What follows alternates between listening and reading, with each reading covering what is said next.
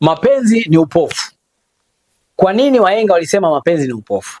Kila mtu ana tafsiri yake. Ila leo mimi tafsiri nimetaka kuifanya katika namna tofauti ya kuonesha wewe kwa nini mapenzi ni kipofu ama wewe ni mpofu wa mapenzi. Nataka nikuulize swali moja tu. Je, unakumbuka sababu iliyokufanya umpende huyo mwanaume anayekuumiza leo?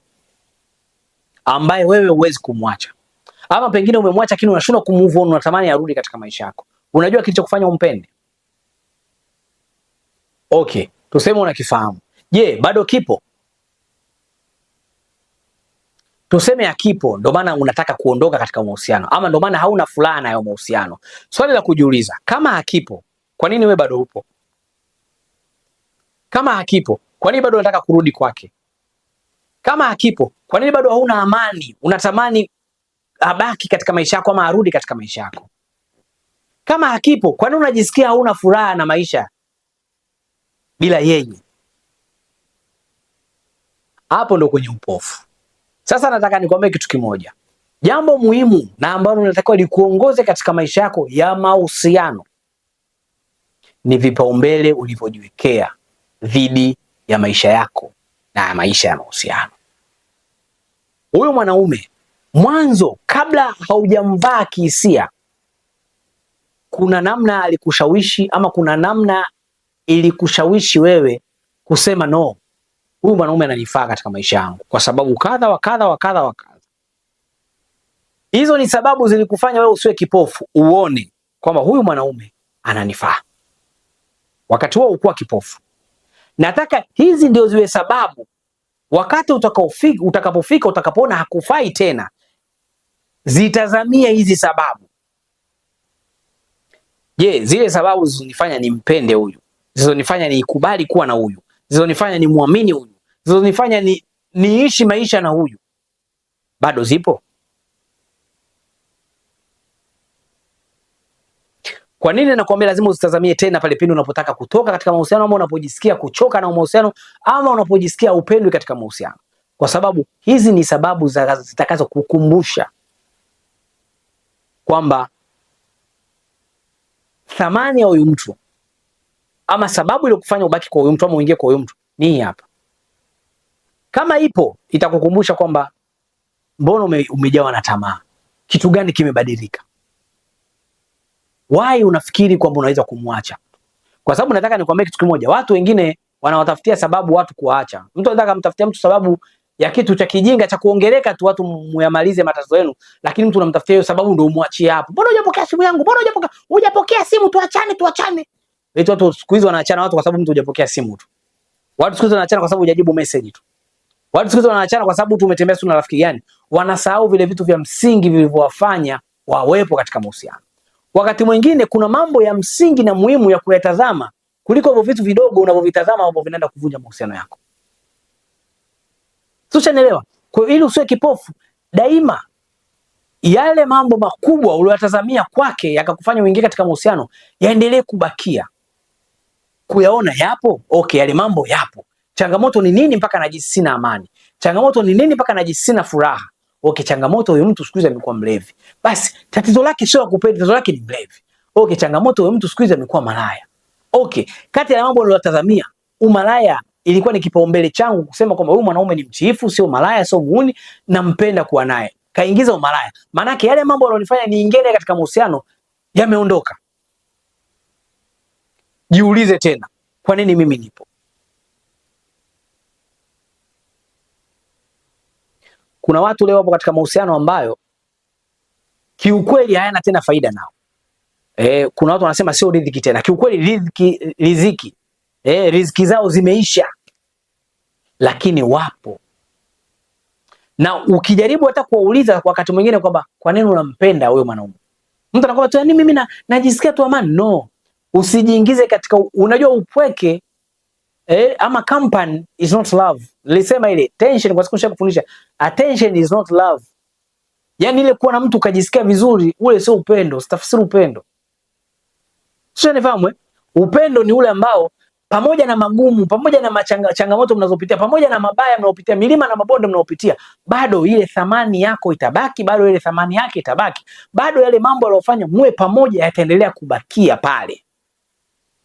Upendo utapimwa hapo. Upendo hautopimwa kwamba eti kwa sababu unajisikia vizuri tu, lakini hamna thamani, hamna upendo, hamna no. Upendo sio kwa namna, sio namna unaojisikia, kwa sababu hisia zinaweza kukuongopea. Kwa unataka pia unapohisi umechoka, lazima utazame zile sababu zilizokufanya uingie katika mahusiano bado zipo kwa huyo mtu. Kama hazipo, jiulize kwa nini wewe upo? Kuna lipi lingine muhimu limekuweka hapo?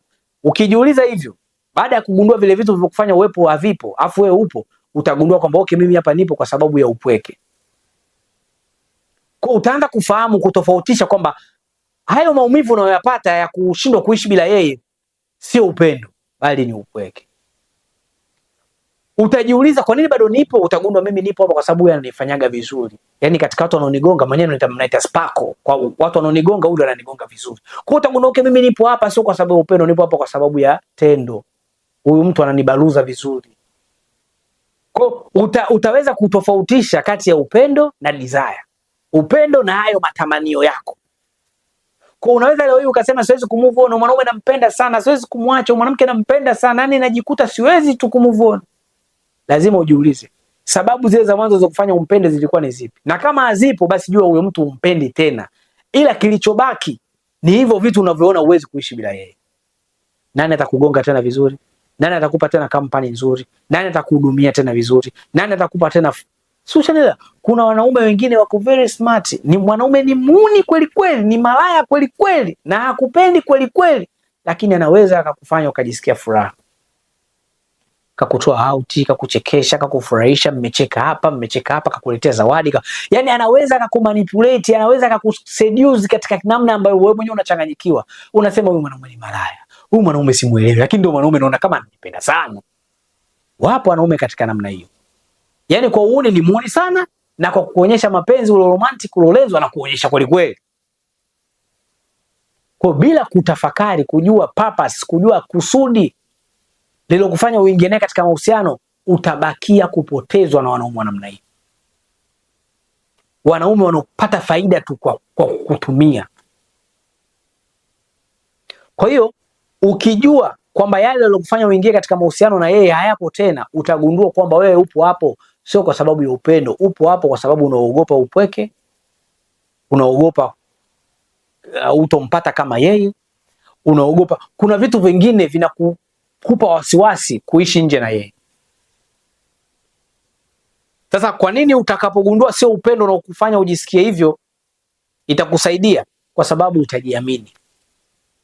Watu wengi wanafananisha zile hisia zao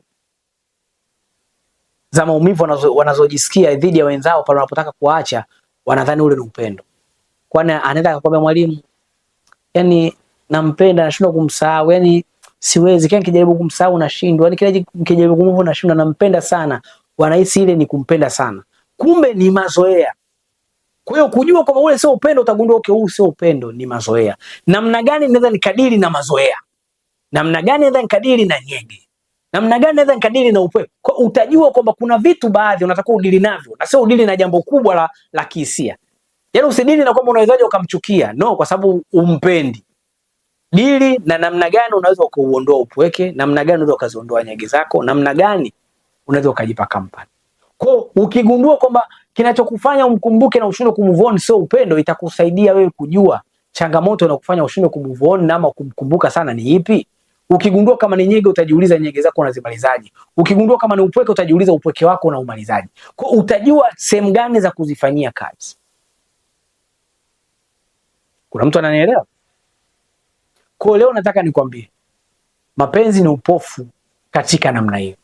Ila ukiamua yasiwe upofu, basi tumia hii kanuni. Tazama sababu, na hapa nataka pia sio tu ule uliokuwa katika mahusiano, hata wewe uliokuwa haupo katika mahusiano sasa hivi, unapotaka kuingia katika mahusiano na mwanaume, usipate hisia najisikia vizuri, nampenda. No, lazima ujiulize, kwa nini natakiwa nimpende huyu? Kwa nini natakiwa niwe naye katika mahusiano huyu? Ili ujiwekee sababu ambazo zitaendana na malengo yako na maono yako. Ukiziweka hizo sababu, hizi ndio sababu zitakazokusaidia baadaye mambo yatakavyoenda vibaya. Lakini kama uliingia katika mapenzi kwa hisia, manake hata baadaye utakapovurugwa, utashindwa kujipanga vizuri kujua kwa namna gani unaweza ukamove on. Si umenielewa eh? Kwa mapenzi ni upofu kama utafumbia macho zile alama zilizokufanya uingie katika mahusiano. Lakini ukizifumbulia macho wakati unaingia na ukizifumbulia macho wakati unataka kutoka, basi itakuwa ni rahisi sana kuingia katika mahusiano sahihi na itakuwa ni rahisi sana kutoka katika mahusiano ambayo sio sahihi. Nadhani umenielewa vizuri sana hapa. Si ndio eh? Leo nilikuletea hiyo tip tu ili kusaidia kuweza kujua kwa namna gani unaweza usiwe kipofu wa mapenzi na kwa namna gani unaweza ukawa kipofu wa mapenzi na kwa namna gani hii kanuni ya kutazama sababu ya kuingiza katika mahusiano na kutazama zile sababu zilizokuingiza katika mahusiano hizo wakati unataka kutoka katika mahusiano zitakusaidia kutoka katika mahusiano, zitakusaidia kubaki katika mahusiano na kuviepusha vishali vidogo vidogo visiendelee kuharibu mahusiano yako. Wakati mwingine vishali vidogo vidogo vinakuharibia mahusiano, ukampoteza mwanaume wa maana katika maisha yako kwa vimambo vidogo vidogo. Ukampoteza mwanamke wa maana katika maisha kwa vimambo vidogo vidogo. Kwa hii kanuni ya kutazama sababu za msingi zilizokufanya uwe katika mahusiano ni kitu kitachokusaidia sana katika maisha yako. Mimi nakushukuru sana kuwa na mimi bwana. Nikuage tu kwa sasa. Mwisho wa kipindi hiki ndio mwanzo wa kipindi kinachofuata. Ni follow katika mitandao yangu ya kijamii na tuna jina hilo la Mbeki TV, lakini pia usiache kusubscribe katika YouTube channel yangu Mbeki TV. Na kama una changamoto yote nitafute kwa namba zangu za simu hizo, nitakusaidia. Hadi wakati mwingine tena.